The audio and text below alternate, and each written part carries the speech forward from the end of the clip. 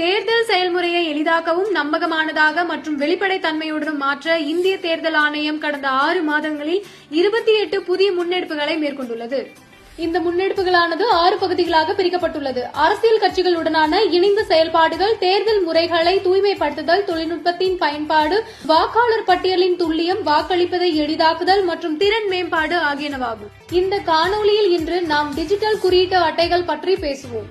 தேர்தல் தொடர்பான தரவுகளை எளிதாக அணுகக்கூடியதாக மாற்ற ஆணையம் டிஜிட்டல் குறியீட்டு அட்டைகளை அறிமுகப்படுத்தியுள்ளது. இதற்கு முன் தேர்தல் தொடர்பான தரவுகள் தேர்தல் அதிகாரிகளிடமிருந்து பெறப்பட்ட குறியீட்டு அட்டைகள் தயார் செய்யப்பட்டது. இப்போது இந்த தரவுகள் டிஜிட்டல் குறியீட்டு அட்டைகள் மூலம் தயார் செய்யப்படுகின்றன. இந்த தொழில்நுட்பமானது தேர்தல் தொடர்பான தரவுகளில் உள்ள முரண்பாடுகள் போன்ற பிழைகளை குறைக்க உதவுகிறது.